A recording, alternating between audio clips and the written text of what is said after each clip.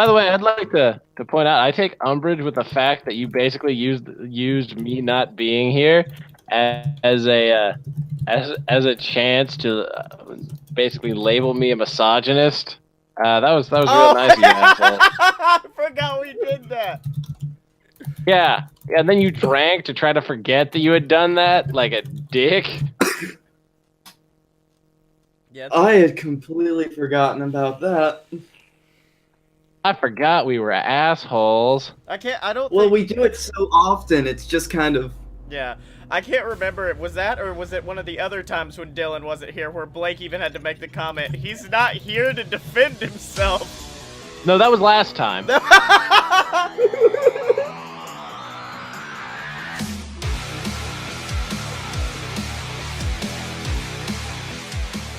Welcome to Fight Boys, ladies and gentlemen, the weekly show about professional and not so professional wrestling. I'm one of your hosts, Scotty Moore. I am the faux misogynist, the Dylan. Oh, the first time the boys ever said his name. And I'm having a heart attack now, Blake Tan. Much like Also, I am the boy that's checking to make sure he's recording, yes. Much like Shawn Michaels saying he's never gonna do this again and then doing it again, we're back. After a week off, and yeah, I believe Dylan's point before the show started was not a lot of wrestling's happened. Well, I mean, there was that whole pay-per-view, but like, really? Yeah, there was the whole Becky Lynch winning the title thing that I luckily got to watch live. The dream board happened, guys. We finally made it. I couldn't believe the new world that had stepped in the day after when I read the results because I was up until midnight that night and I didn't get home until 1 a.m. See, the only thing that made me mad was the fact that I ended up picking Charlotte in the prediction series. Otherwise, I was very happy. Also, I called a perfect game, didn't I? Yeah, you bowled a perfect game of pay-per-view, and I'm very proud of you for it. That's the second one this year for us, because you got one earlier this year, right, Scotty? I think I did. I think one of like the Super Showdown-esque shows. I think I called correctly. Oh, see, I'm too burdened down by the fact that I've like called my shot with like 4 wrestlers at this point that there's no way. You're just like, I have to pick Bray Wyatt, I have to pick Rusev, I have to pick everybody. I have to pick not Roman Reigns, except for that one time I did, because I was just like, it was just me being like, please, just finish. I don't even want to see this anymore. Now, I will say, you may get a Rusev pick correct soon whenever they have the blow-off Aiden versus Rusev match, which will definitely happen on a pre-show.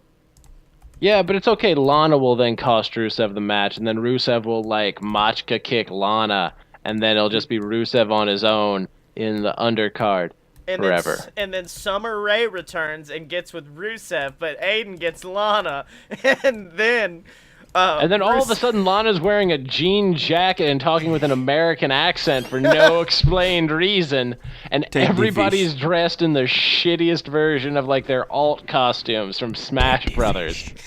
Take the fish. Thank you, Blake. Take the fish. Take the fish. Take the fish. Everyone shits on that storyline, but it did give us the best segment of Raw that year, which is, it's a fish. It represents... joke's on you, that was SmackDown. Oh, that's right. It's a fish, and then Dog Rusev. Dog Ziggler. Oh, that was right, Dog Ziggler. There should have been a Dog Rusev, and then they have a Dog Rusev versus Dog Ziggler fight. Oh god, does that mean when they do split, can Aiden English bring in Rusev Dog? He's Rufev. Rufev. I want you to know that nothing made me sadder than the end of Rusev Day, because it's one of the things where I was just like, so you had something that was really good that people liked, and you decided that the best way to continue that was to end it. Okay. Yeah. The best way to continue it was to not continue it.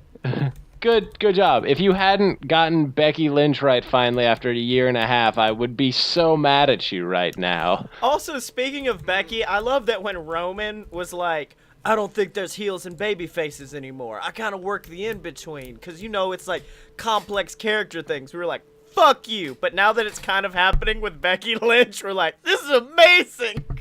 It's not even complex. She attacked Charlotte while Charlotte was doing a photo shoot and was just like, yeah, they don't want to see you. They want to see me, like using the crowd to justify her actions. Mm-hmm. And it was actually justified because the whole time the crowd was, in fact, chanting for Becky Lynch. Yeah. So it was just like, oh, this is... I feel like she's doing this the right way to try to get heat so people are like, oh, no, we don't support you doing those things, but at the same time we're like, no, we support you doing these things. If you could continue to make like Attitude Era-esque like backstage segments, just establishing your own dominance while basically being a heel. Yeah. Yes, if you could cut a Rock level promo for me just real quick, like if you could just cut a Billy Gunn King of the Ring promo on Charlotte or Carmella, that's it. I would stop. I'd be like, okay, guys, I'm retiring. It's over now. See, here's the thing with me. A lot of people were comparing her to Stone Cold, but her promos almost feel more Roddy Piper to me. Like the one she cut with Charlotte last week, where she's just like, I want you to call me queen. I'm like, oh, fuck, yes!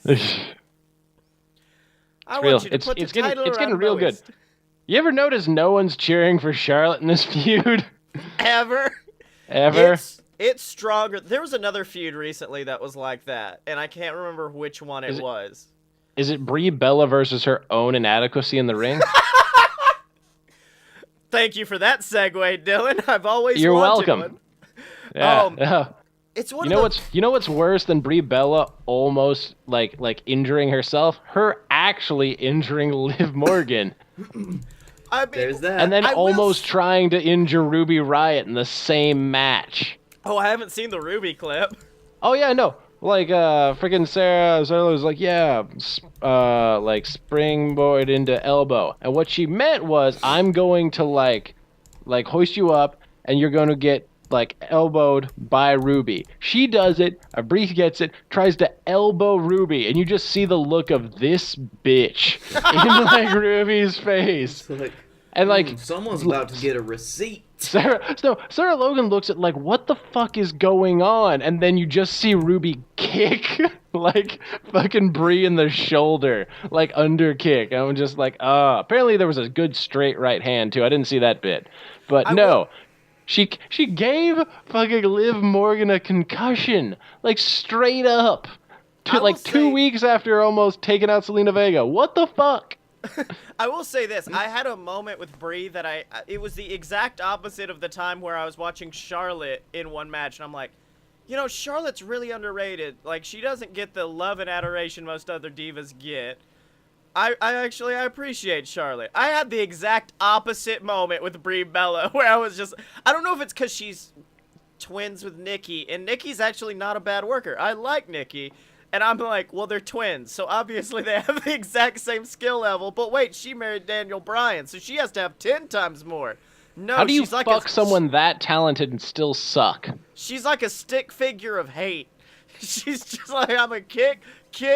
She should have known after I will say. She double tapped. That's what gave Liv the concussion.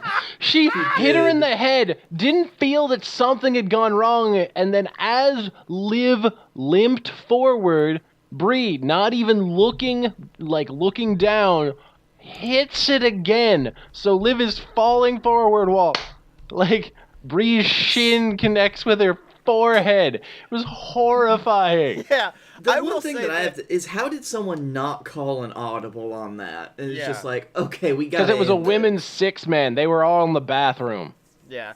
I will say this, though. I think I'm not putting it on Liv, but Liv was leaning a little. Because when most people do that spot, their body is like at a 45-degree angle leaning backwards. Liv was like leaning into it. And then Brie... That was so that, like, the force of it would then take her back. It's, like, that way she could sell more. Liv Morgan is also, like, 5'1". Yeah. Yep. She is 100% the baby of Carmella and Alexa Bliss, which surprises me that she doesn't have a WWE Women's Championship shot at this point, but... Listen, if they ever make the women's tag titles, I really just hope Riot Squad holds them for forever. No, it's probably gonna be Absolution, which sucks, but... I forgot they existed. Now, I will say I've read a lot of, like, possible cards for WWE Evolution, which the one I read has definitely changed because there was going to be, like, a women's battle royal to determine who would face Kairi Sane. But, no. We already know, if you've read NXT taping results, that that's not going to be the case. Listen. I'm not going to get into things that haven't technically happened yet. Yeah. As far as I'm concerned, I'm still living in a perfect world. Yeah, a perfect Becky world. A perfect I'm living in a world where all of the women's champions beat people by almost breaking their arms. It's yeah. Tastes so good. It tastes so good. Violent. All of my women's champions are violent, and that's the way I need my divisions. There can't be a title change in a women's match at this point without an attempted murder, please. Thank you. Thank you so much. I also love after we called Dylan an attempted misogynist, we've spent this whole episode talking women's wrestling to keep us all fine. wait, hold on. Which then leads into the fact that the mixed match challenge is fucking cursed. Like, when Alexa got taken out, I was like, okay, yeah, Alexa's been going hard for a long time. It makes sense for her to be taken out. Then a week later, they're like, also, Sasha Banks isn't wrestling anymore either. Yep. I mean, if you've seen the infographic, like, Sasha Banks and Alexa Bliss both have over 100 matches this year. Actually, no. Sasha has 100, like, frickin' Alexa Bliss had 105. Oddly enough, behind that or like 106. Oddly enough, behind that are freaking Asuka at 105 and Becky at 104. Yeah. Look, at this point... But Asuka's literally, I'm convinced, just, like, they actually made the Red Ribbon Army androids. Like, she's like android, like, 25 or something. Like, I swear to God, the woman's not human. I'm just saying... She's an utter machine. Like... She is the unkillable Asuka. Yeah. I'm just saying at this point, the winner of the Mixed Match Challenge is probably going to be The Miz and Santina Marella. So, we just need to all brace ourselves for that oncoming moment. I really am curious to see how they're going to do that. Granted, I do like, Ember Moon and Braun Strowman's combined finisher, which is, hey, you're slightly taller than the top rope. I can fuck up my lower back even more when I do my finisher now. Yeah. There we go. Let me compress those discs a little tighter.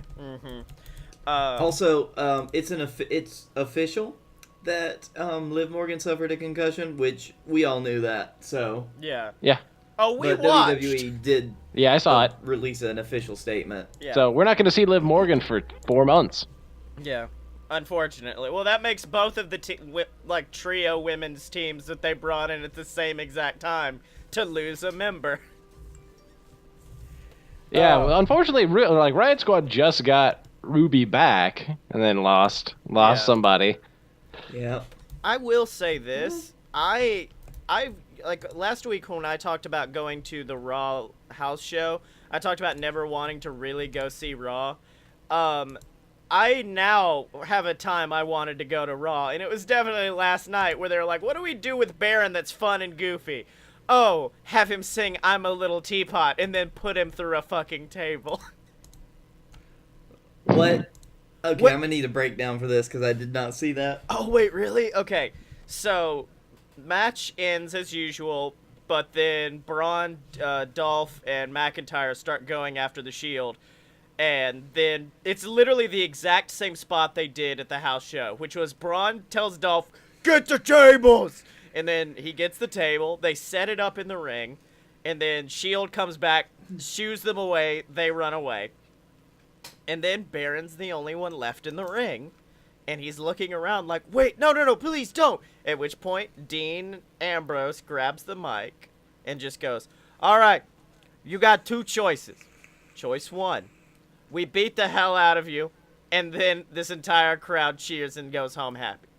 Option two, we let you leave, and then you keep going on and doing whatever you do. Or option three, you beg for mercy by singing I'm a Little Teapot in the middle of the ring. Okay. Let's let the audience choose. Option one, yeah. Option two, crickets. Option three, I'm a little teapot. See, when you frame it that way, if I were in a live crowd, I would have so easily cheered for the third one. Yeah. At which point, the crowd, like they're at a fucking PWG show, start chanting, I'm a little teapot, short and stout, as Baron grabs the mic, and apparently he fucks up the words, which even in kayfabe, Dean Ambrose was like, how the fuck do you not know the words to I'm a little teapot? At which point... Dean Ambrose, I'm so excited. Actually, Raw was really good, despite the fact that they've had their lowest ratings ever. Oh, yeah. That got released today. Don't know if you know that. Mm-hmm. But the whole intrigue with, like, Seth going up to Drew and being like, hey, listen, how come you're not getting Intercontinental title shots? Like, you're the big man here. Like, Dolph's riding your coattails. But then they would, like, before that, they had looked at Dean and be like, how come you're the only person without a belt in the ring right now? Right. And Dolph caught one of his best promos. I was just like, I'm liking this. This is really, I like the Dogs of War. They're a good tag team. Well, see, that was the moment, which, by the way, that segment did obviously end the logical way, which was Dirty Deeds, curb stomp, spear. But wait, there's more, because Baron grabs the mic like a petulant child and is like, wait, no, I can get it right. I'm a little Teapot short. And then they're like, you know what, fuck you, triple powerbomb through the table, because fucking Occam's table, you can't set it up in the first act and not have someone go through the table in the third act. That's Chekhov's table. Oh, I'm sorry. Sorry, I got my... Occam's table is, if you can simply put someone through a table, that's always the most obvious answer. Occam's table. Yep. Occam's table is when it's a Japanese table that won't break. Oh man, the simplest answer with a table is that the table doesn't break and the spot's fucked. Yeah. So yeah, that's what happened. And then the Dean Ambrose thing made me sad because it was the moment I realized they're probably not gonna turn Dean heel, or at least not anytime soon. Because I feel like, here's what I think happened. I think they were gonna turn Dean heel a lot sooner, but then they forgot how much the crowd fucking loves Dean Ambrose and how much merch they can just shill with him back. Here's the thing. These are the same people that were like, we're bringing back Seth Rollins. Like, we made a documentary about him. They're going to cheer him, immediately have him shit on all of them and kill that momentum. And then we're going to stall him for 6 months until WrestleMania. Then we're going to kind of stall him again. Like... Right. Yeah, I don't know. You know what else will get him cheered? Just Dirty Deeds to Roman. And then if he could do it to Seth on top of him, honestly, like... Of the 3 members of the Shield, anyone above the age of 12 has a favorite. It's Dean Ambrose. Well, with me, what I think is, like, the only good thing I'm getting out of this is I don't think they're going to turn Dean's heel. Because, like, my thing is, WWE a lot of time tries to subvert expectation, and it works sometimes, and most of the time it doesn't. And I'll give it a 15%. Yeah, 15% of the time, it works every time. Well, see, this is just leading up to Dean Ambrose coming out every week and singing I'm a Little Teapot. Yeah. But I'm a little Dean Pot, short and stout. Well, this is my lunatic. Like... This is my wacky line. This is my spout. He's been a lot less wacky lately. That's been nice.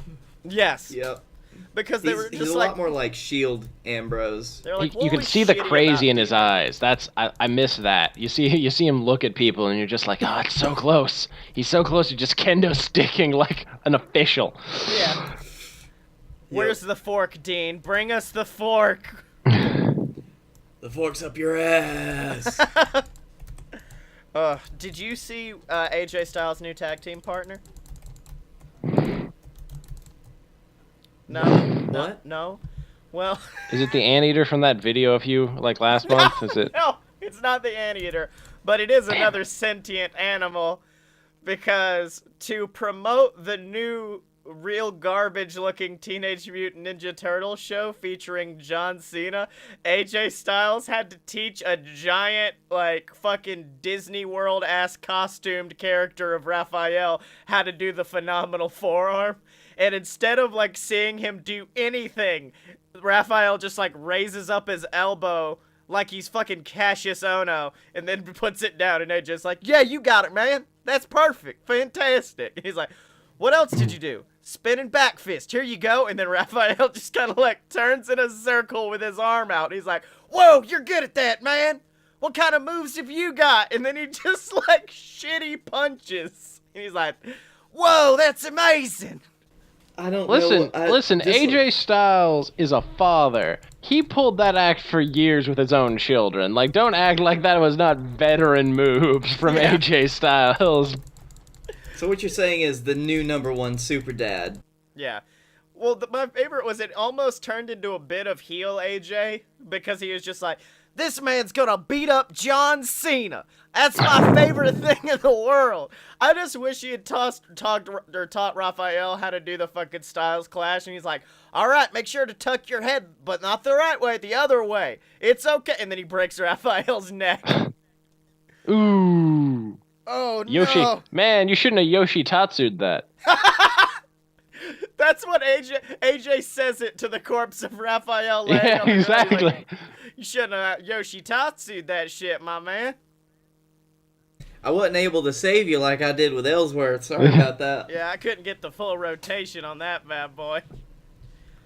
Man. Did you see about, oh god, what's his name? His name is Initials, and he's the new, like, up-and-coming indie guy. It's not MGK. Oh, MJF? MJF. No. That's what Excalibur and Officer, what was it, Dansbury call him on Gentleman and a Scholar for high spots. It's like, yeah, we're just gonna call him MJF now. Okay. And he's like, dude, don't call me that. It's MJF. Nah, MJF. Did you see where? Ja. Well, did you see where Jeff apparently went to a fucking Nazi biker bar on accident?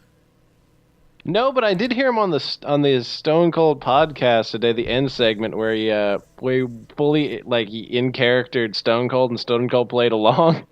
Oh no, he did that throughout the whole show because apparently this happened on the same podcast where he was just talking to Stone Cold. He's just like, look here, I'm a good boy, I don't drink or anything, but here's the worst thing that ever happened. We were hanging out with these biker dudes who are working security for the venue I was at. Then afterwards they're like, hey, MJF, we're going back to the biker guys hangout. You want to come with us? Yeah, sure. And then they walk in and he's there with Willie Mack. And then he looks over and just sees a giant swastika on the wall and quietly covers up his Star of David tattoo on his arm. And he was like, look, Stone Cold, I'm going to be honest with you. I knew I could hide the fact that I was Jewish, but I knew for a fact Willie Mack couldn't hide the fact that he was black. Oh, no.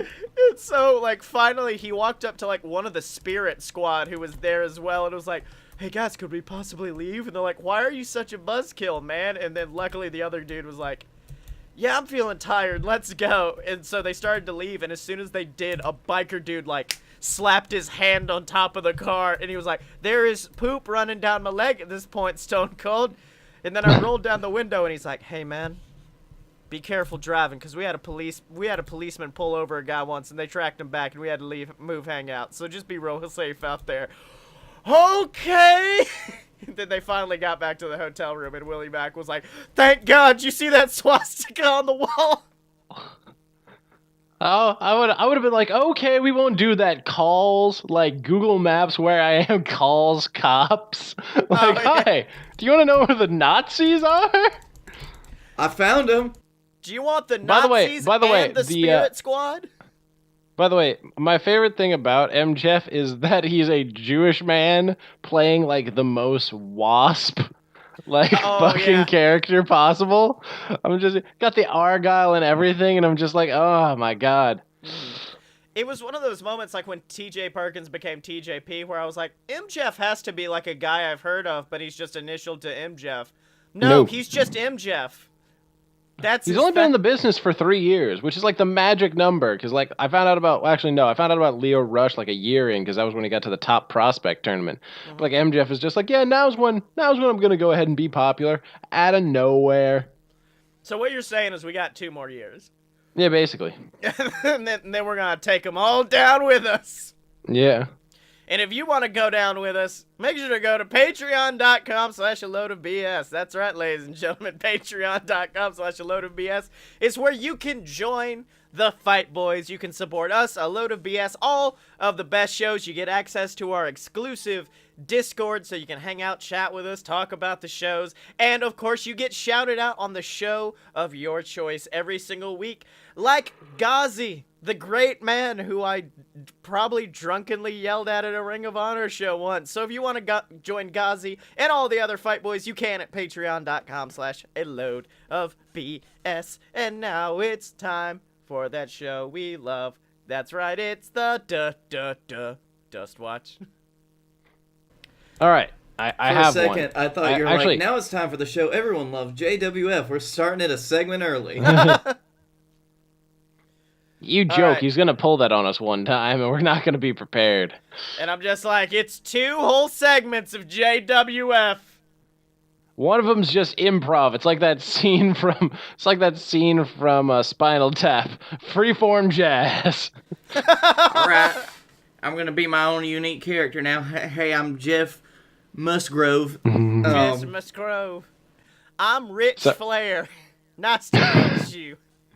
So, actually, I have 2 possibilities for tweets at Chuck Taylor. Also, I want to point out that if we get to the end of the year and like nothing happens, which at this current pace, I'm not saying, I'm still optimistic.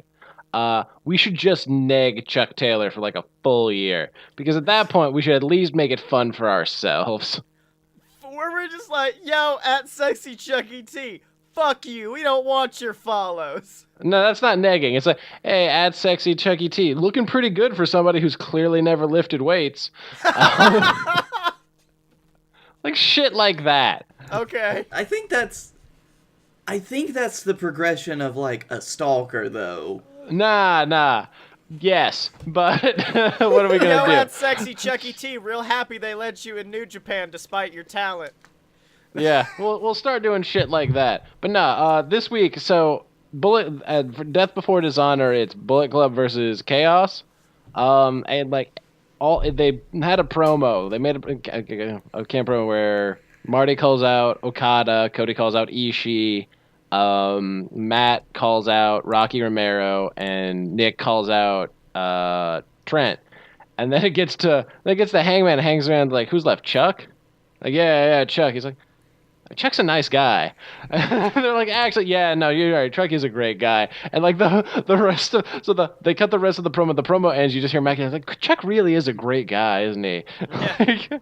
So I found that amusing. But no, what I want to do is was it Fighting Spirit, the New Japan show this weekend? It's Nick Saban, Flip Gordon, and one other babyface. Who cares? Versus. Man, by the way, though, I cannot believe that Nick Saban, he's taking all that time off. He is. You didn't know that? He's gonna wear the Alabama jersey and fight at the same time. You didn't know that? Roll Tide the fuck out of him.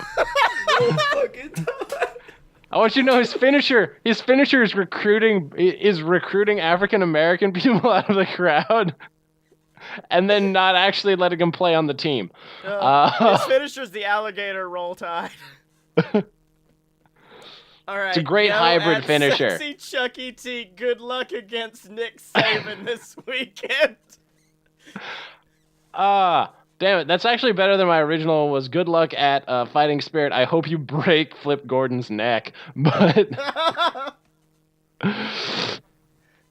your choice. Oh, it's definitely good luck against Nick Saban this weekend. Hashtag roll tide roll. Hashtag dust watch. By the way, I need you to tag Nick Saban's Twitter on that. I need you If there was ever one that might actually get us there, I'm so glad I stumble fucked my way into this. This might actually be the one. Fun fact, I don't think Nick Saban... Hold on, I'm just gonna... You guys just talk amongst yourselves while I try to figure out if Nick Saban actually has a Twitter account. Oh, God. Oh, he's... Well, it might just be the Alabama Twitter account. Yeah, because I don't think Nick Saban's the kind of dude who's just like, hey guys, what's up? Woke up early this day, getting it in. Welcome to Three Jackasses. Wonder if Nick Saban has a Twitter. This is not real, but I found I found at Drunk Saban. It's a drunk you found Nick it too. Saban account. Yeah, no, just tag that. It's fun. Next best thing. Next best thing. Good. Oh, who's the guy you fucked up and said instead of Nick Saban? Or did you just throw in a random third person who doesn't exist into this match? No, Chris Saban is wrestling, and I got it mixed up because I watched football this weekend. Oh. My favorite member of the Bama City Machine Guns, Nick Saban. Throw that in there. Good luck against the Bama City Machine Guns, headed by at Nick Saban. That might be a little bit too much. I feel like we couldn't really get away with that one. Yeah. Oh, Jesus. So there's a pay-per-view this weekend, because WWE is like, they're not going to have enough to talk about this week. Let's just go to Australia. Oh, Jesus. So I think it's time to go into the predictions and see if Blake can roll a perfect game again. No. Blake's like, I know I can't. Oh, wait. Shit, no, it's a week away. Guys, we gotta come up with some shit to talk about now. I told you we could just do the Fighting Spirit card. Oh, yeah, let's just... Alright, match one. Because it's way more fun when you two guess about New Japan pay-per-views the way I have to guess about WWE pay-per-views. Like, I feel like that's fair. Like, granted, I only do it for the ones that are in America. So... Okay. Oh, fuck. Match number one, Nick Saban versus Chuck Taylor. No. Match number one is ACH, Funky Weapon, Ryusuke Taguchi, and Jushin Thunder Liger versus Roppongi 3K and Rocky Romero. I mean, it's got Liger. I'm gonna say the Team Liger. Yeah, I also am going with Jushin Thunder Liger. We're not saying his teammates. It's only Jushin Thunder Liger who's winning this. I don't give a shit that ACH is there. Yeah. I pick people that I know. Yeah. So, yes, Jushin Thunder Liger. Yeah. No, it's part of a bigger thing where Rocky's basically been losing matches to Liger for like the better part of the last tour. And including I think something we saw a match where he lost to Jushin Thunder Liger. Exactly, but I'm pretty sure it delves more into that whole chaos split thing where Gato and Jay White are like, yeah, no, we're doing this. Yeah. Match number 2, SCU versus SCU! Chase Owens and Hangman Page, who have created a name for themselves of good old Virginia boys. That is canon. They have merch. Oh, good. I still want merch for Hangman and Marty's team, which was the Handsome Devils, wasn't it? Yeah, they have that. They made that merch. That was really? a shirt. Well, now I have to buy some shit. It's okay. What you really want is Yujiro and Hangman's team, which was Big Balls. That's great. It's a tough one because I'm like, I don't see SCU going over at a New Japan show, but also I don't see Chase Owens going over winning at a New Japan show. Right? It's the hardest thing to deal with, is the fact. Okay, I'm gonna go with SCU. All right, I'm going with Bullet Club. Blake. Guys, I don't fucking know shit about this card. It's okay. It's okay. Later in the year, we're gonna pick a DDT card where none of us know what's happening. Right. Hold on, let me just... Let me just see what. Let me just look at a random picture of a Japanese person and see if he works with that promotion. Okay, heads Bullet Club. Blake All has right. now pulled out his lucky coin to see. All right, match number 3. Flippy Flip Gordon, Nick Saban, and Jeff Cobb versus the best friends in Hiroki Goto. I'm going with gotta support our Chucky boy there, Mr. Sexy Chucky T. Yeah, but I gotta rep my home state, so Nick Saban's going over, baby. Roll Tide, motherfucker. Yep. I want you It's to gonna know. be an upset. I want you to know. I hope you tweet at me. Like, I hope you're looking at results just for that match, and like our group chat is just all of a sudden just Roll Tide, just like caps locked. Yes. Oh fuck. All right. So we all two Nick Sabans and one Chucky T. If I'm looking at the same list, next is Sonata, Evil, and Naito versus Davey Boy Smith Jr., Lance Archer, and Zack Sabre Jr. Also known as two guys who I would think would lose, and Zack Sabre Jr. Oh. Two men fighting over who eats the pin, and Zack Sabre Jr. You know what? I'm gonna give it to Zach. I think he like taps out Sonata or something. He is the hunk killer. He is the hunk killer, Zack Sabre Jr. I'm giving it to Naito. Yeah, that's actually probably the better move. Yeah, I'll change it to Naito. There's no way they're having him lose in the U.S. Yeah. I'm gonna go with you guys. All right. Blake is the best at this one right now. He's just like on his phone playing Hearthstone or some shit. Then he just pops up just like, what? Yeah, dude, Zack Who? Sabre Jr. Yeah, absolutely. Yeah. Kushida and Hiroshi Tanahashi versus the new Chaos Order of Gato and Knife Pervert Jay White. Gato and Jay White, because I think they need momentum. I'm gonna go with Tanahashi and Kushida because Gato has never won a match that I've watched. Yeah. I'm gonna go with Gato and White because that's what the coin told me. There Also, you go. Did you see where fucking Kenny went off on Tanahashi? I don't think I've ever heard Kenny say fuck as many times as he did in that promo, where he's just like, you know what? Tanahashi should go to fucking WWE. He could be the next Roman Reigns in WWE. I love it. I love worked shoots so much, and New Japan's so good at them because there's always like just a grain of truth. It's always like that, it's always like, hey, everybody just step up to the podium and just say the meanest shit you've been thinking of for the last 2 years to that person's face, and then you're gonna sit down and they're calmly going to rip you a new asshole, and then you're gonna put on a wrestling match, hug it out, and that's how the roster stays strong. And every time he hears that, Tama Tonga says, well, fuck, I'm going to have to apologize to a lot of people after this. Do you know what the... My Blake, opponent, the Queen of England, everyone's going to get offended by this shit. Blake, You get offended. You get offended. You get offended. Everybody look under your chairs. You're all getting offended tonight. essentially... No. It's a picture of Tama, and it says, the fuck is you? And that's it.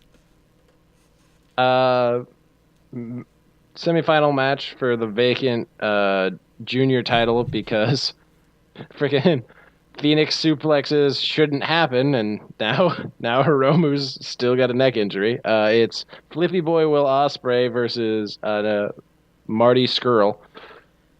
Oh shit, that's Mr. Whoop Whoop. That's gonna be a good match where I will be afraid they're both gonna die.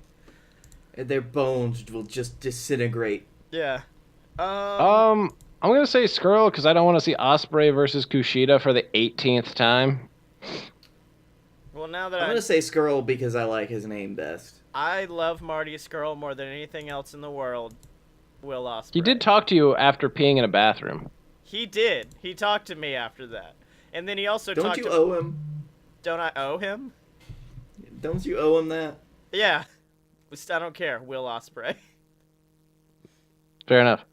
The Ooh, this is gonna be a good the match. Young Bucks versus God. Oh, not actual that's gonna God, be a G.O.D. good fucking match. I mean, maybe. It might be. The thing is, this is the hardest one to predict because storyline-wise, like, God kind of need to win because they need to have some kind of title besides the fucking six-man titles they're holding. And the Young Bucks haven't defended those titles since they won them months ago. I thought they had like a one-off match at one point. Yeah, where they defended them at the last show at like what was it, not the Cow Palace, but they defended them like against Evil and Sonata again. Like they won the belts, defended them against the people that they won them against, and then nothing has happened since because the G1 happened, and they didn't even show up until like the last shows.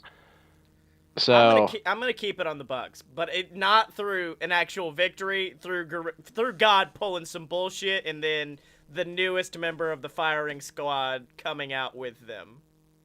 yeah, that's probably how it's gonna go. Yeah, I'll go with the Bucks. Mm-hmm. Young Bucks go home. What you doing, Blake? Hey guys, guess what Bill Cosby's first prison meal included? Blake! Welcome No, to the Young Bucks. Welcome to Puddin' Boys, the show where we discuss every aspect of Bill Cosby's prison sentence. No, damn it, I'm picking the Young Bucks. Okay. Juice Robinson versus Cody. Didn't Cody have the title before Juice? Didn't he drop it to... No. It was Knife Pervert. Yeah. Okay. Shit. That's actually a tough one then. Cause like Yeah, do you think... It would add to the whole American Nightmare persona to have the American U.S. title. Well, he was also the NWA title. But I fucking love Juice Robinson so much, man. That's fine. I'm going to give it to Cody, so you go ahead and do whatever. No, I'm giving it to Cody too, but I feel bad for Juice. I think Juice, even after he loses the title, would still like be bebopping out of the ring like, yeah, but we had us a good time, didn't we, brother? Awesome. He high fives Cody. He's like, yeah. Well, the thing is that like the storyline for it was probably going to be that because Juice lost so much during it. Like he cut a killer promo where he was like, fuck, I'm going to be defending this belt until like after Wrestle Kingdom. I've lost so many matches. Oh, yeah. And so, like, it could be a redemption thing of, like, yeah, I beat Cody, but at the same time, like, on the tier list of professional wrestling, Cody's, like, 2 ranks above Juice Robinson. Yeah. So, yeah, I'm going to give it to Cody. Blake? Would See, it I'm sway having your to go vote at against all my, to know that Juice Robinson wears a pirate hat to the ring? Yes. Well, I'm having to go against my convention of picking the person whose name I like the most, and having to say Cody. Yeah. Alright, that leaves it... who did you say? Did you say Juice, or...? No, he said Cody. We all said Cody. Oh, okay. No, I was trying to see what you said. I didn't hear it. And then finally, Golden Lovers versus Ishii and Okada. Yeah, I don't think they'll end the show in America with the people that speak English not winning. Yeah. Just a bit of a prediction that I have. But You don't think Okada would win and then grab the mic and be like, 205? What? No, actually, Okada speaks pretty good English. He closed the show in Australia a couple times, and I saw that's a right, couple of he those did. promos. But All right. nah, for this, you're gonna have the IWGP champion like win the match and then close the show, and then there's be the Big Bang, and then Jay White will show up and attack him, and there'll be that whole thing. Okay. Yeah, I'm down with that. Blake, Give me some Golden Boys. Blake, you doing the Golden Boys as well? Give me some Golden Showers. What? They were your boys! They were your boys, man! By the way, I Wrestle want you to know, Boys. Blake, I'm pretty sure, because you knew nothing about it, I'm pretty sure you actually did likely pick a perfect pay-per-view for this, which is going to be hilarious. Whoops, accidents happen sometimes. Whoops. Yeah. Oops. All predictions. All predictions. I should probably change my pick for earlier, but I'm not going to because I have no faith in Gato. Yeah. But actually, no, I'm going to change my pick earlier to Gato and Jay White. So Oh. I'm the only person here who's never done that before, so I get 1. Yeah. Also, I like Squared Circle has a nice theory on Bobby Lashley, which I think during our first ever meeting at Ring of Honor or at TNA, we posited the theory that Bobby Lashley's headband was where he got all of his power. But apparently these people have the exact opposite feeling, which is Bobby always wears a headband to the ring. In his match with Roman, the headband was knocked off his head partway through, then he pinned Roman clean. Bobby's headband is not there to protect him, it's there to protect us. Soon Leo Rush will unleash headbandless Bobby Lashley on the world, and then there will be nothing anyone can do to stop him. I just want to go back to when Lashley peened Roman clean, as you said, Scott. When he peened Roman clean. I'm sorry, I've been watching a lot of Gravity Falls, and that was my little Gideon coming out. He was just like, hey, y'all, I love me some Bobby Lashley. Yep. So what you're positing is that Bobby Lashley's headband is like Goku's training weights. Yes! And then he takes it off of his head and then pops it down. And then, of course, John Cena one day returns and Bobby, he's wearing 10 headbands. And Bobby's like, what? That's impossible! Cena starts taking them off and they start to just crash into the floor. Yeah. And then charges up the most violent move in all of pro wrestling, the lightning punch. That's actually why AJ Styles started winning so much after he beat John Cena that first time. Yeah. Because he started wearing Cena's headband. Oh shit, that's right! I forgot about that. I mean, his first promo wearing it, his head kept slumping over every few minutes, so that's what it was. Exactly. Mm-hmm. Oh, gosh, it's the anniversary of one of my favorite moments on Raw ever, and it's when Braun Strowman and the entire fucking Cruiserweight division beat the shit out of Enzo Amore in the middle of the ring. It's that good times. Those good times. Remember when Raw was good? When you just saw Enzo Amore get destroyed? I will say... Listen, I see Enzo Amore get destroyed anytime he posts something on Twitter. Oh my god. It's getting weird. Firstly, I just saw a picture of Dean Ambrose and Eli Drake as roommates, and they're playing Rock Band, and it's the best thing I've ever seen in my life. Dean La Drake. Dummy. Yeah. Wacky. That would be their tag team name.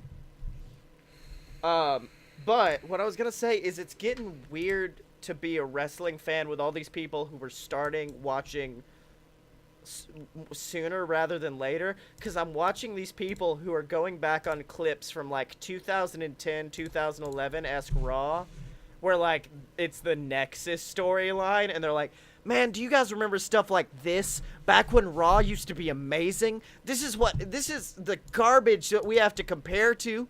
The shows now compared to the Nexus? Come on, man. And all I'm sitting here like, it quantifies anybody who ever had like the argument of the Attitude Era was better or the old eras were better. It's like, no, we're always gonna think the grass is always greener, because all of these fuckers think Nexus, not the good like first part of Nexus. This was like shitty end of Nexus.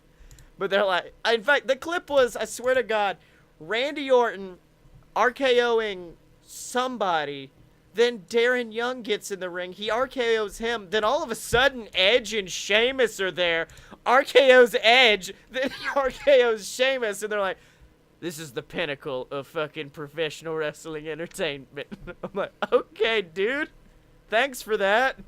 Yep. That was the first night that Randy Orton stuck a screwdriver in something, wasn't it? Yes. God, I'm happy I missed that match. Because, like, we were still on vacation, and we were on our way back to our hotel.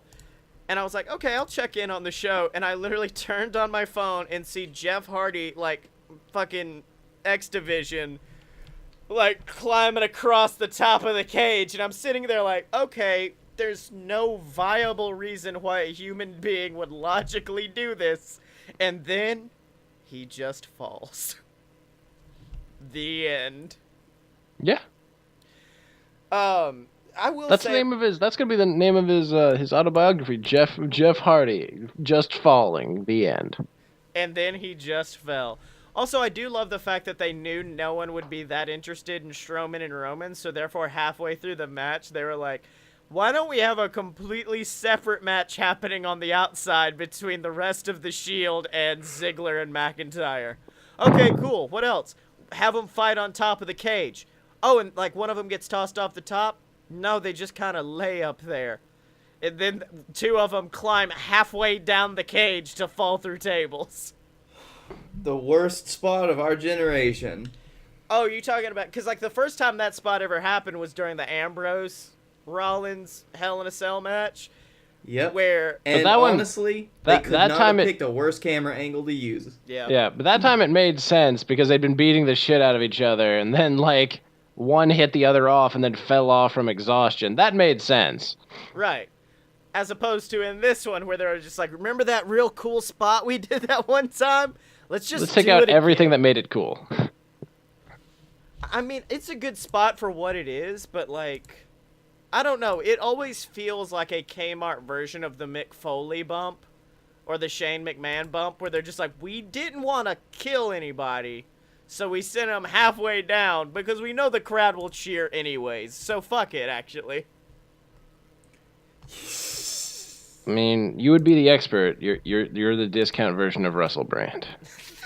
The term is Russell Off-Brand. Thank you very much. Who, by the way, Blake, the next developmentally unstable, we definitely need to make Russell Off-Brand. It just looks like you. I don't now it's just narcissism. It's like, wow, there's two Scotties in JWF now. Will there be nothing? I was gonna say, Blake can't say a damned word right now.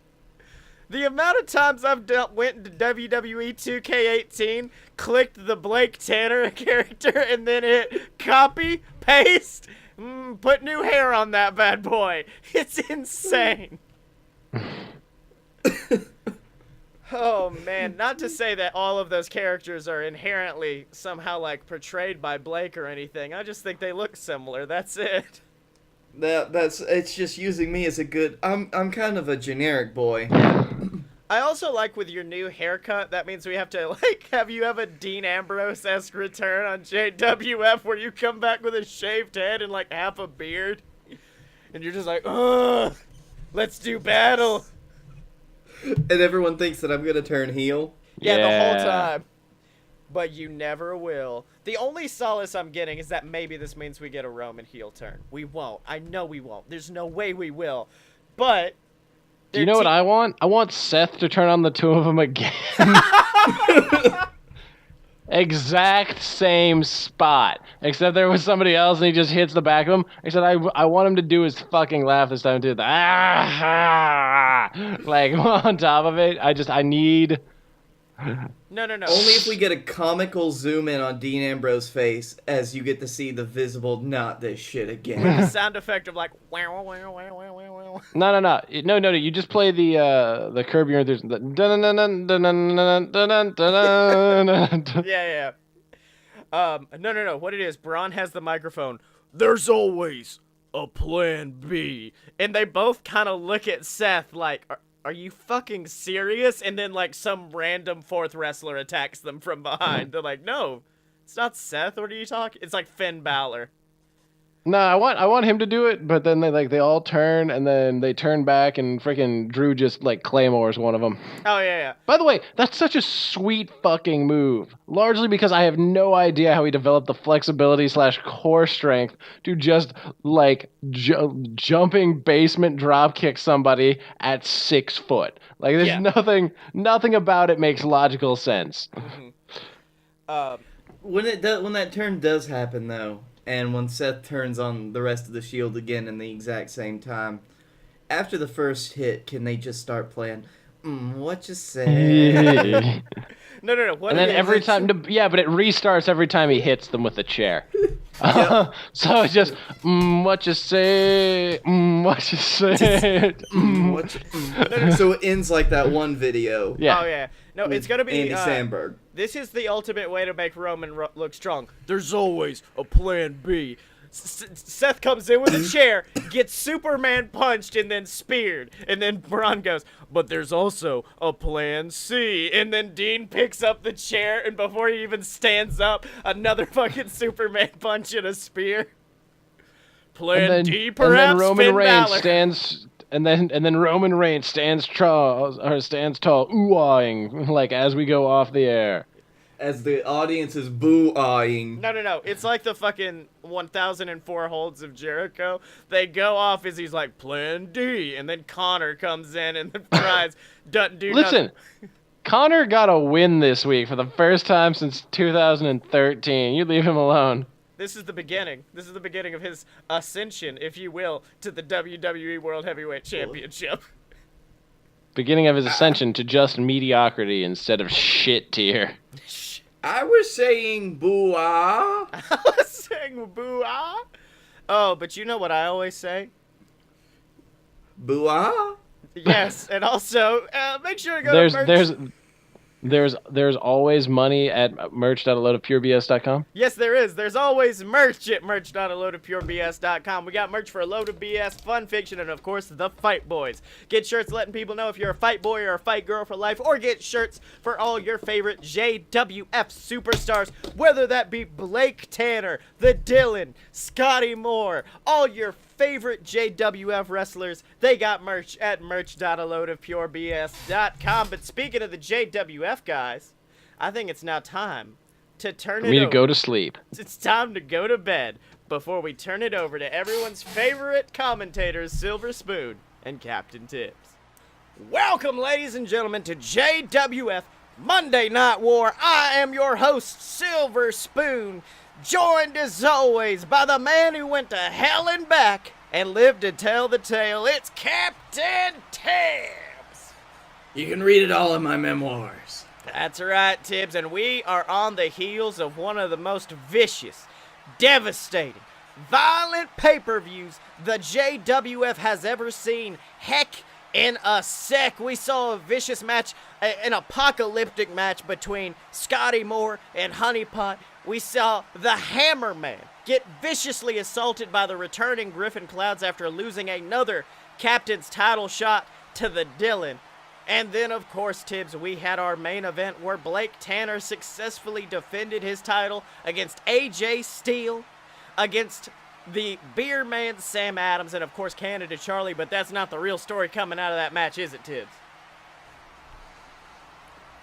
No. No. Unfortunately not, because the real story is, of course, what happened after that match. As the brunch boy, Baron Corbin, Mr. Cash in the Bag, seized his opportunity to head out to that ring and challenge Blake Tanner for the JWF Championship. And Blake Tanner, let me tell you, Tibbs, put up a hell of a fight, absolutely vicious, the way we saw Blake Tanner like a rabid Wolverine, if you will. But unfortunately, Brunch Boy was just that little bit better and came out as JWF champion. How do you feel about it? Well, I feel, Sills. I feel. That's right, Tibbs. And unfortunately, this is now the day of the Brunch Boy. And the champ is in the ring right now, and he's got a message for the entire JWF universe. Ladies and gentlemen, your champion has arrived. Shocked to see me? I mean, I would be too. I mean, after all, Tibbs has decided to treat me as a damned afterthought on this show for so long that I'll bet most of you thought I was gone. I mean, to be honest with you, that's exactly how I wanted it. I wanted each and every one of you to forget I existed, forget about the cash in the bag briefcase, and that included Blake Tanner. I wanted Blake to underestimate me, to doubt me, and I'd use that doubt to get exactly what I want, and that's the JWF title. You see, the minute I became Mr. Cash in the Bag, I lurked deep into the shadows, and I decided to wait for the right moment to make my mark, and at heck in a sec, it was my golden opportunity. Blake Tanner just fought through 3 other men in that hellacious structure, and he came out on the other side as champion. But you see, there was something different about him? Wasn't there... He didn't seem like a grand champion. No, he wasn't the longest reigning champ in the business. Blake Tanner, no. He was a scared puppy dog, realizing that his time was nearly up. In that match, Blake Tanner started to move slower, fight weaker. Every move seemed to be highlighted with him grabbing at his injured neck, terrified that his next fall would be the one to not just end that title reign of his, but end his entire damn career. And I took advantage of that fear of his. I took advantage of that fear when I slammed him down onto that neck with a vicious brunch of days, and then I became your new JWF World Heavyweight Champion. So boo me all you want, but you know the truth. Heck in a Sec wasn't a vicious attack of opportunity, it was mercy. It was me taking Blake Tanner out before his damn hubris ended his entire career. We all know he was willing to do anything to defend that title, and it would have killed him if I didn't do what I did. And heck in a sec, I took that old dog out behind the shed, and I shot him. And because of that, I now stand here as your JWF World Heavyweight Champion. And in my first night as champion, I'd like to... Well, Tibbs, that sounds like the music of a man who does not like what he is hearing. From Brunch Boy Baron, that is the music of Blake Tanner, and he does not look happy, Tibbs. Baron. Two things. First, shut up. Second, yeah, you're right on a couple of things. I walked out of Heck in a Sec a different man than when I walked in, but your interpretation, it's a little off. So let me come in here and let me set the record straight with you. How about that? I'll set it straight with you, set it straight with everyone else in the arena, and then we can get down to brass tacks. That match did not turn me into, as you said, a scared little dog, a little puppy dog. No. I became something more akin to a rabid pit bull, to some sort of mongrel that was full of nothing but wanting to do the most horrible things I could think of to my opponents to keep my title. I was enraged when I heard your music. When you came out, I knew what you were doing. The fire in me was burning red hot. And I wanted to destroy you. I really did. 1 month ago, Canada Charlie came out. He interrupted my championship celebration. Last night, you came out, interrupted the celebration that I wanted to have. So now I'm going to have to do to you exactly what I did to Canada Charlie. And that is punish you in the most unfathomable way that you can think. I will punish you for all of your actions. I will bring down a righteous judgment. I will put you through tables. I will stomp your head into the mat. I will stomp your head through the mat, right through the wooden seams. But at the end of the day, in our match, I took my eye off the prize. Took my eye off what really mattered, and that's the JWF World Heavyweight Championship. I guess I should be thanking you, Baron. You kind of helped to refocus me. You've kind of shown me the error of my ways, to see what I really need to care about. You helped to crystallize that in my vision, right in front of my face, what I was taking for granted for so long. So, I thank you for that. But really, don't think that means you're going to get off easy, alright? It's going to be quite the opposite. You know, every bit of revenge I got on Canada Charlie in that last match, every horrible thing that I did to him in that cell, I'm going to do to you. Over and over and over, you will get what Charlie got tenfold. Because you took away the dearest thing to me, and that is my title. You took away the thing that put me on the map in the JWF, my greatest accomplishment. I fought through wars to get that title. I took down enemies 10 times greater than you could ever hope to be. and I will refuse to let my almost 1 year championship reign get ended like that by this greasy, rotten brunch. Oh my god, Tibbs, from out of nowhere, it looks like the Rat Ascension attacking Blake Tanner from behind. I mean, we know we've seen Brunch Boy Baron and the Rat Ascension running together before, but it looks like they're coming out once again. This is a horrifying assault, Tibbs. Oh, I just want to send them back to whatever sewer they came out of. That's right, Connor and Victor circling their prey as Connor looks like they're setting up for the... Oh my god, Tibbs, they're setting up for that vicious fall of rats, that finishing move we've seen end superstars' careers before. I mean, after that match last night, this could kill Blake Tanner. Oh, not the neck. Don't go for his neck. Oh, but wait! Blake actually fighting back, a huge European uppercut to Connor, and now a vicious spinning back fist on Victor. It looks like the former champ is incensed, going after the Rat Ascension, who looks stunned, but oh my god, from out of nowhere, Brunch Boy Baron coming in, joining them on the assault with a huge clothesline.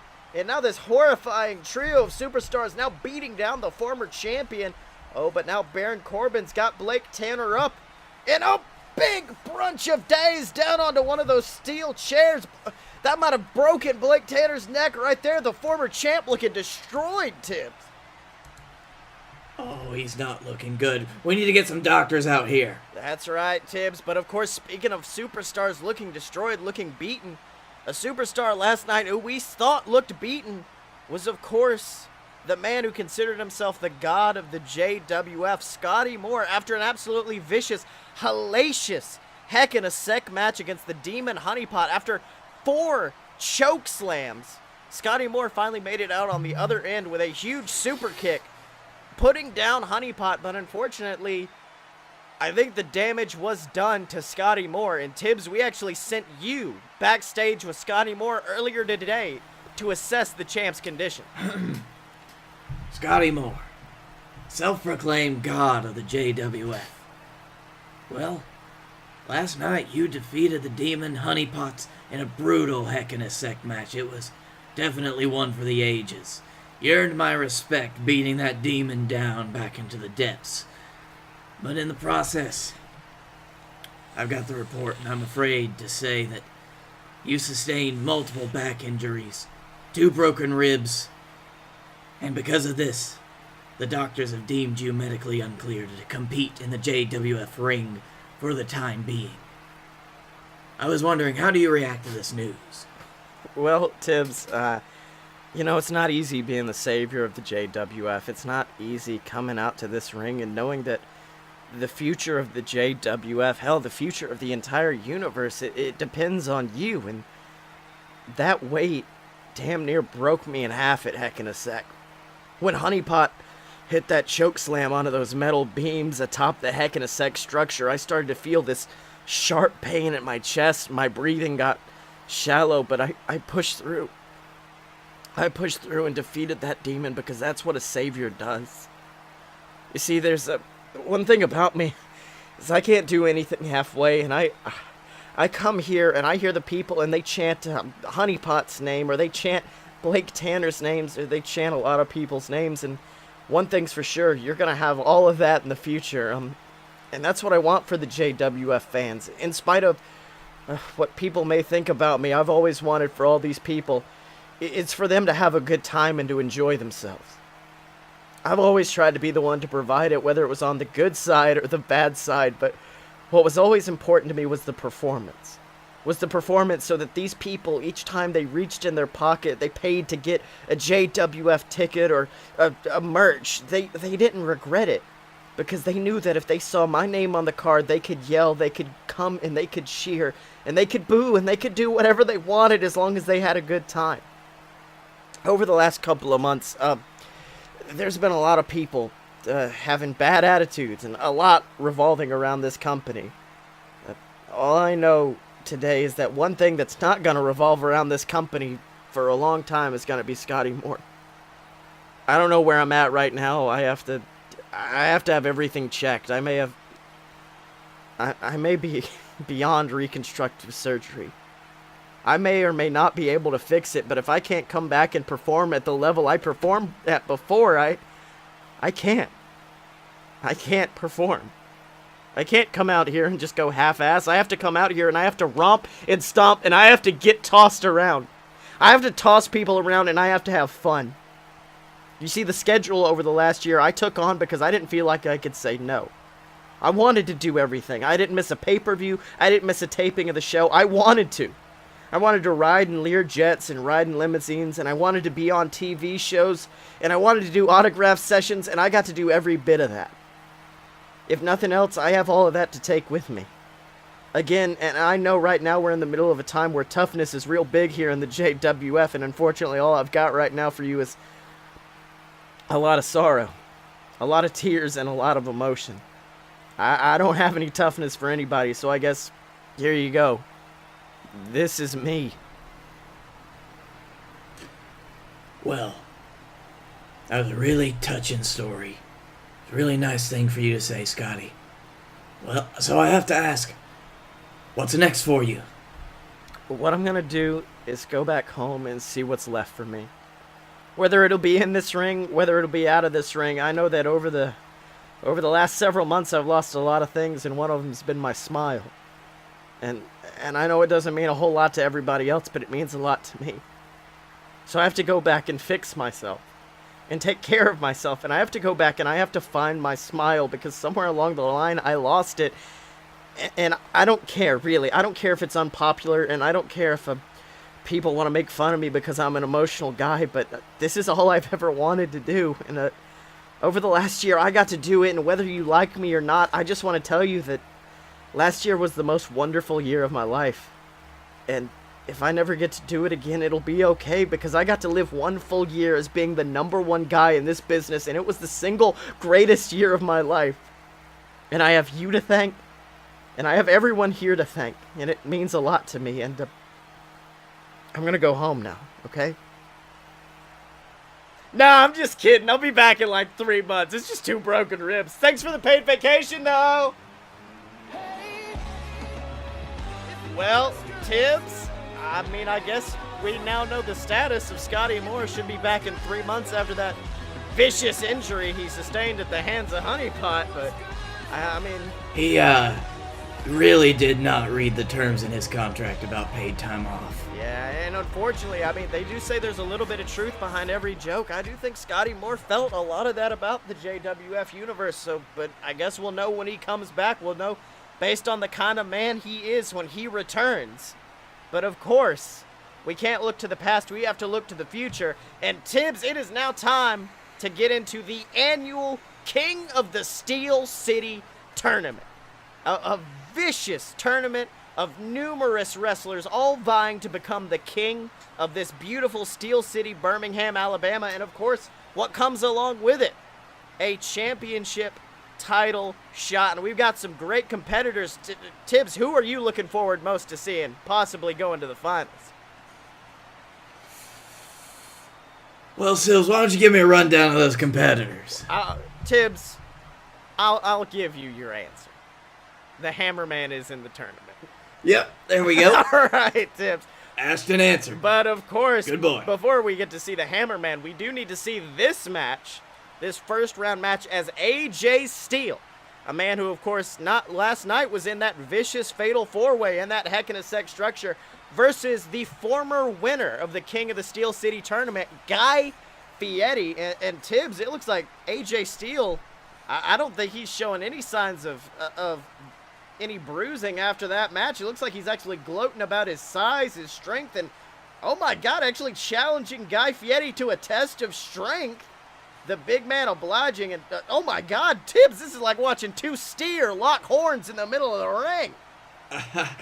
You know, I saw Guy Fieri when he came in today. He drove his convertible straight up through into my office. Then he picked me up. He didn't let me down for 2 hours. All right. Oh, but wait a minute. It looks like Guy actually getting the advantage on AJ, showing the strength of Fieri. Oh, but AJ with a massive kick from the body of Steel, and Guy falling down onto his knees, and AJ following it up with a barrage of kicks to the King of Flavortown before bouncing off the ropes, and oh, a big, beautiful senton down onto the body of Fieri, going for that pin. 1, 2, Oh, and Fieri just barely kicking out at 2, and AJ Steele looking incensed. I think he wanted to end this one early, Tibbs. All right, now AJ grabbing Fieri, putting him in a headlock, trying to wrap that big arm of AJ Steele around the neck, possibly trying to make Fieri. I mean, Tibbs, what can you do in something when you have the weight of a massive man like AJ Steele coming down on you, grabbing you by the neck? What can Fieri try to do? This is a difficult situation, Sills, because doesn't matter how powerful you are. This is truly a game of might against might. But if you're in a headlock like that, a guy like AJ Steele, it's hard to use your own power against it because you're in such a bad situation. That's right. Oh, but wait, the crowd chanting Fieri's name, and you can look at Guy almost getting flavored up in the middle of the ring. He's getting excited, actually making his way back to his feet, and ooh, a shot to the breadbasket forces AJ to release that hold, and now, ooh, Fieri going after him. Fieri's going after him with a flurry of punches, Tibbs. He's going after the body of steel, backing him into the corner, and now climbing onto the top turnbuckle, and count him down with him, Tibbs. 1, 2, 3, 4, all the way to 10. The 10 punches of Flavortown raining those fists down onto AJ Steele. And it looks like Fieri not done as AJ falls down into the corner. Guy backing up, and a huge cannonball into the body of Steele, going for a quick pin. 1, 2, ooh, and AJ barely kicking out at 2. Tibbs, I think Fieri's ready. You know, if you listen real close, you can hear Fieri. He screams out a different spice name every time he punches someone. That's right. Now, Guy looking like he's calling for that food fight, that vicious move we've seen take down many competitors before. Oh, but wait a minute. AJ wisely ducking out of the ring, trying his best to avoid Guy, but unfortunately the King of Flavortown giving chase, going after AJ. But wait! AJ turning it around with a huge clothesline that Guy running straight into. And it looks like AJ has unfortunately turned the tables back in his favor, throwing him into the ring, trying to end it. Tibbs, I think we may have the body of steel moving on. What do you think? I don't like it. But after everything that he's been through, AJ Steele, he's definitely may have earned a place. That's right. Ooh, and he's actually got him set up. It looks like he's trying to go for that patent pile driver. But wait a minute. Guy Fieri actually scooping him up onto his shoulders after making his way back down onto his feet. He's got him on his shoulders, and there it is! The food fight! And he goes for the pin. 1, 2, 3, and Tibbs, it looks like Guy Fieri is looking to make himself a 2-time King of the Steel City, because the King of Flavortown is moving on. You know what this means, Sills? We get a month of real good catering. That's right, Tibbs. And who knows? Who knows who's going to be joining him in that? As we know, the Hammerman still has a match to get in there. And we have numerous other superstars all fighting. And of course, who knows what's going to happen between Brunch Boy Baron Corbin and Blake Tanner. But the only way to find out is to tune in next time to JWF Monday Night War. All right, so Blakey T, it's been an episode. What did you learn this week? Oh, shit. Hold on, I had one. I was thinking. Oh, also, No. wait, hold on. Ghost of Dylan, what did you learn this week? I learned that Nick Saban's a pro wrestler on top of being a football coach. Awesome! It's now become Dora the Explorer for us at this point with Dylan. No, I learned that the only way to get someone to beg for mercy in 2018 is to get them to sing I'm a Little Teapot and use the wrong words. And I've learned my new favorite Nick show is da-da-da-da-da-Dylan. Da-da-da-da-da-Dylan. Dylan, Dylan, Dylan. He'll kick you in the dick. Dylan. Oh, so, Blake, where can they find you on the internet? Dylan can, of course, be found at Sexy Chucky T. At Blake A. Tanner on the Twitter. At the Darkroom Vidya on the YouTube. Video game videos is what we do there. And if you are in the Birmingham area, for all of the 12 people that listen, if one of you is, you come see me in a performance of The Curious Incident of the Dog in the Nighttime. It's a play, and it was on Broadway, and now it's in Birmingham. With Blake in it. Blake was on Broadway. I was on Broadway. Didn't get that Tony nom. No, unfortunately not. Blake is not Tony. And you can find me on Twitter at ScottyMo, ScottyMo, and buy all my books on Amazon, the Queasel Corp Trilogy, BS vs. the Gods, or go to audibletrial.com/BS Network and get a free 30-day trial of Audible, and you can get any of my audiobooks on there. So check that out. Check out all the other shows at aloadofpurebs.com, and remember to support us on Patreon or buy some merch at our official merch store. And then, of course, make sure to rate, comment, subscribe, leave us some feedback. We love to hear what you guys have to say. And as always, you can find us at aloadofpurebs.com. Step up to the merch table at merch.aloadofpurebs.com. Find us on Facebook, donate to the Patreon, subscribe on YouTube, and remember to follow us on Twitter at Fight Boy Show, Chuck Taylor, because when you're a fight boy for life!